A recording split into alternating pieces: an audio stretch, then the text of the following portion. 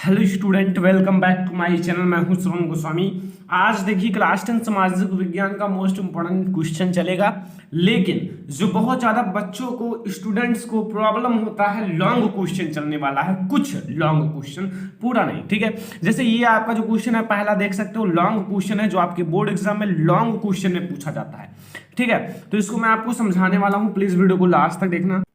Video पसंद आए एक लाइक करना, शेयर करना, अपने फ्रेंड्स के साथ। चैनल पर नया हो तो सब्सक्राइब जरूर कर लेना स्टूडेंट, और हमें कमेंट करना कि आपके पास वीडियो का नोटिफिकेशन जाता है या नहीं, ठीक है। जरूर कमेंट करना स्टूडेंट, ये हमें जानना जरूरी है।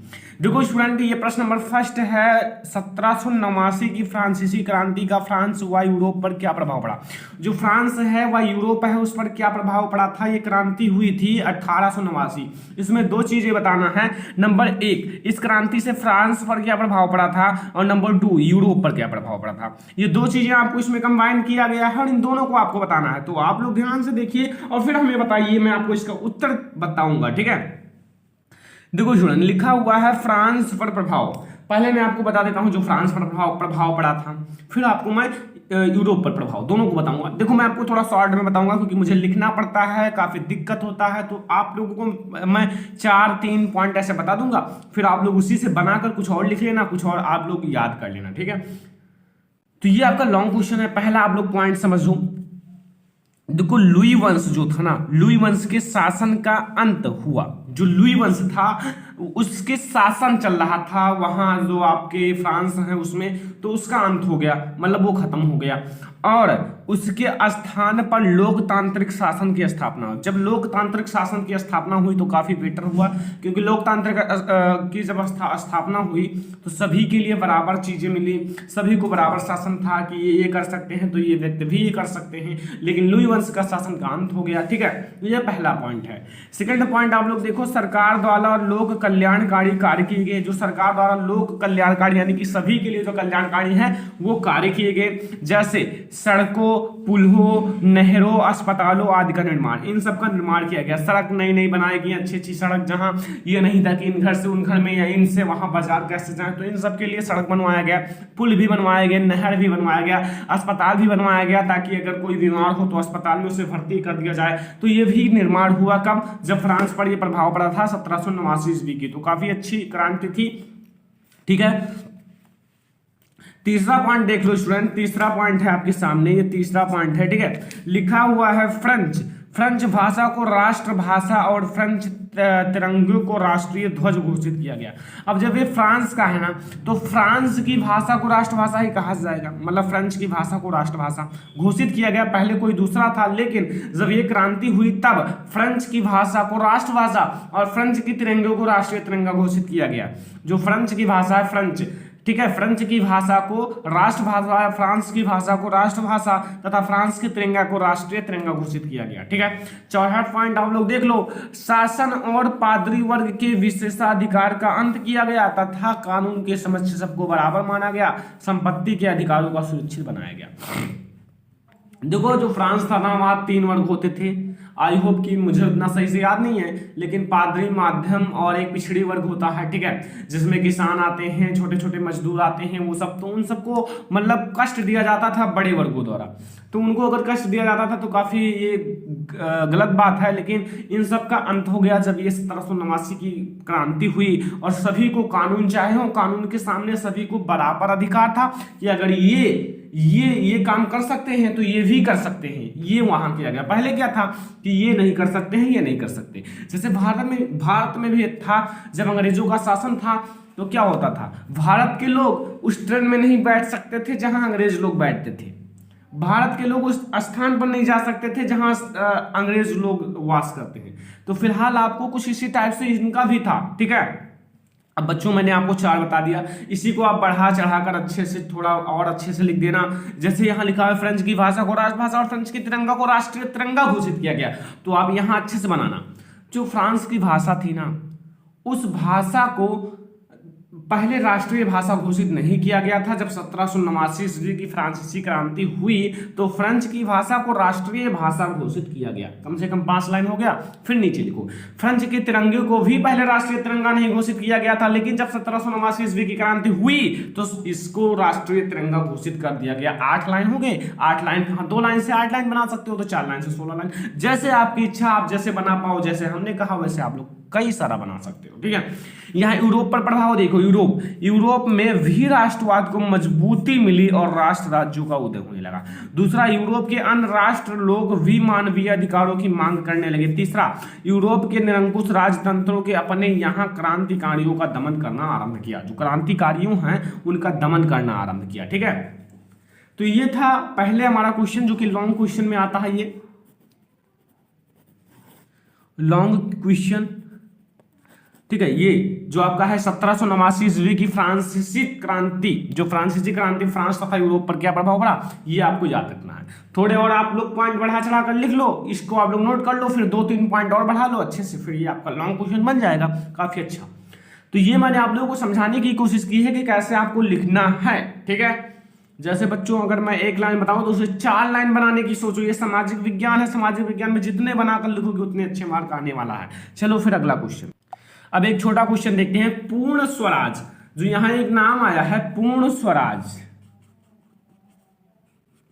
ये पूर्ण स्वराज का उद्घोष यानी कि उद्घोष कब हुआ या कब किया गया, तो आपको याद रखना 31 दिसंबर 1929 को लाहौर अधिवेशन में, लाहौर में एक अधिवेशन हुआ था। कब? 31 दिसंबर 1929 को, तभी इस पूर्ण स्वराज का उद्घोष किया गया था। एक क्वेश्चन और आपके सामने आ चुका है। देखो यहां एक शासन है नवीकरणीय और अनवीकरणीय, संसाधनों में अंतर बताइए। जो नवीकरणीय संसाधन है और अनवीकरणीय संसाधन, इन दोनों में क्या अंतर है? देखो स्टूडेंट ध्यान से समझना, बहुत इजी है, आप लोगों को तुरंत समझ में आ जाएगा। बुक में कितने भी पढ़ो आपको नहीं समझ में आने वाला है। मैं आपको कुछ शॉर्ट में कुछ अच्छे से समझाऊंगा कि आप लोगों को तुरंत समझ में आ जाए। ठीक है, तो इसलिए आप लोग ध्यान से देखिए, फिर आप लोग अपने कहोगे कि सर समझ में आ गया। ठीक है, देखो यहाँ लिखा हुआ है वो संसाधन, जैसे एक प्रकार से संसाधन है नवीकरणीय अनवीकरणीय संसाधन है, तो आपको पहले लिखना है वे संसाधन, क्योंकि अगर कोई संसाधन है जैसे नवीकरणीय तो इसके अंतर्गत बहुत सारी संसाधन आते हैं, बहुत सारी चीज आते हैं, बहुत सारे यंत्र आते हैं, तो इसलिए हम पहले लिखेंगे वे संसाधन जिन्हें भौतिक, रासायनिक या यांत्रिक प्रक्रियाओं द्वारा नवीकृत या निर्माण, ठीक है, पुनः उत्पन्न किया जा सकता है, नवीकरणीय संसाधन कहलाता है। जैसे ये ऐसे संसाधन होते हैं जैसे चाहे भौतिक, मतलब चाहे भौतिक या कि फिजिकल द्वारा प्राप्त किया जाए दोबारा, चाहे केमिकल द्वारा प्राप्त किया जाए और चाहे यांत्रिक प्रक्रियाओं द्वारा प्राप्त किया जाए, लेकिन इसे पुनः उत्पन्न किया जा सकता है, तो यही आपका नवीकरणीय संसाधन कहलाता है। जैसे पवन ऊर्जा, पवन ऊर्जा को हम लोग दोबारा प्राप्त कर सकते हैं, पुनः प्राप्त कर सकते हैं। सौर ऊर्जा को भी हम लोग पुनः प्राप्त कर सकते हैं। वन और वन्य जीव को भी हम लोग पुनः प्राप्त कर सकते हैं। ठीक है, तो कुछ इनके एग्जाम्पल्स हैं, ये सब इनके एग्जाम्पल हैं। ठीक है, एग्जाम्पल, तो ये आपको समझना है, काफी इजी है। अगर आप लोग एक बार ध्यान से समझ लेते हो तो कोई दिक्कत नहीं होगा, अगर नहीं समझते हो तो दिक्कत होगा ही होगा। अगला देखो अनवीकरणीय संसाधन। अनवीकरणीय संसाधन क्या है? इन संसाधनों का विकास एक लंबे भूवैज्ञानिक अंतराल में होता है। यहां कहने का अर्थ है इन संसाधनों का विकास एक लंबे भू अंतराल में होता है, जैसे खनिज, जीवाश्म ईंधन, इस प्रकार के संसाधन का उदाहरण है। इसको बनने में लाखों वर्ष लग जाते हैं। जैसे अगर खनिज कहीं मिलता है, कहीं जैसे खनिज, देखो यहाँ लिखा हुआ ना कि इन संसाधनों का विकास एक लंबे भू वैज्ञानिक अंतराल में होता है। खनिज, जीवाश्म ईंधन, इस प्रकार के संसाधनों का उदाहरण है। इनको बनने के लिए लाखों वर्ष लग जाते हैं। जैसे पेट्रोल है, कुछ धातुएं होती हैं जो खनिज से यानी कि नीचे से निकाली जाती हैं, तो वही सब इनके एग्जाम्पल हैं। ठीक है, तो ये हमारा दूसरा है। तीसरा प्रश्न देख लो, भारत के चार बताने हैं, 4 रबी फसल और 4 खरीफ फसलों का नाम बताओ। तो पहले मैं बताऊंगा भारत की 4 रबी फसलों का नाम। नंबर 1 आपका है गेहूं। गेहूं जो आपका है ना वो रबी फसल है। जौ भी रबी फसल है, मटर भी रबी फसल है और चना भी रबी फसल है, और सरसों भी आपका रबी फसल है। ठीक है, ये सब आपकी रबी फसलें हैं। अब आपका नाम आता है खरीफ फसल। कौन सा नाम? खरीफ। तो खरीफ फसल में आपका चावल आता है, चावल आपका खरीफ फसल है। मक्का भी आपका खरीफ ही फसल है। ज्वार भी आपका खरीफ फसल है। बाजरा भी आपका खरीफ फसल है। उड़द भी आपका खरीफ फसल है। मूंग भी खरीफ फसल है। तो काफी इजी है, अगर आप लोग नोट कर लेते हो, एक बार याद कर लेते हो तो आपको समझ में तो ही आ जाएगा, लेकिन अगर याद करते हो तो ये 4 क्वेश्चन हो गया। अगर हम लोग लॉन्ग क्वेश्चन एक देते हैं, काफी लॉन्ग है, ठीक है, बहुत अच्छा सा क्वेश्चन है, आप लोगों को जानना जरूरी है, काफी लॉन्ग है और आपको ये लॉन्ग क्वेश्चन में आता है। 5वां देख लो, भारत में विदेशी व्यापार की 3 विशेषता लिखो। भारत में विदेशी व्यापार की 3 विशेषताएं लिखना है। 3 विशेषता की क्या विशेषता है? नंबर 1, प्राकृतिक संसाधनों का पूर्ण उपयोग। जो प्राकृतिक संसाधन है उनका पूर्ण उपयोग। एक देश ऐसे उद्योगों की स्थापना एवं संचालन करता है जिससे उससे अधिकतम तुलनात्मक लाभ हो। एक देश, जो देश होता है, ऐसे उद्योगों का स्थापना करता है, जिससे ऐसे उद्योग की स्थापना करेगा जिससे उसको ज्यादा लाभ होता है, जिससे वो अपने देश से ज्यादा अर्निंग कर सके। वही कह रहा है कि एक देश ऐसे संसाधन उद्योगों की स्थापना एवं संचालन करता है जिनसे उसे अधिकतम तुलनात्मक लाभ प्राप्त होता है और उस बाजार देश में वह अपनी उत्पादित वस्तुओं को बेचता है। जो वस्तुओं का उत्पादन करता है उस वस्तुओं को बेचता है, ठीक है, जो मतलब जिससे ज्यादा लाभ होता है, ठीक है, यही होता है विदेशी व्यापार, कि जिससे ज्यादा लाभ होगा उसे बाजार में लगा देगा, फिर उसको बहुत ज्यादा अर्निंग होगी, बहुत ज्यादा लाभ होगा, फिर वो फायदा ही फायदा होगा। तो यही होता है, ठीक है। दूसरा, औद्योगिकीकरण को प्रोत्साहन। विदेशी व्यापार के माध्यम से देश में उद्योग धंधे विकसित करने के लिए आवश्यक उपकरण, कच्चा माल व तकनीकी ज्ञान सरलता से उपलब्ध हो जाते हैं, ठीक है। ये दूसरा पॉइंट है, औद्योगिकीकरण को प्रोत्साहन। लास्ट पॉइंट तीसरा समझ लो, अंतरराष्ट्रीय सहयोग एवं सद्भावना में वृद्धि। विदेश व्यापार के फलस्वरूप विभिन्न देशों के नागरिक एक दूसरे के संपर्क में आते हैं और एक दूसरे से विचारों एवं दृष्टिकोणों से परिचित होते हैं।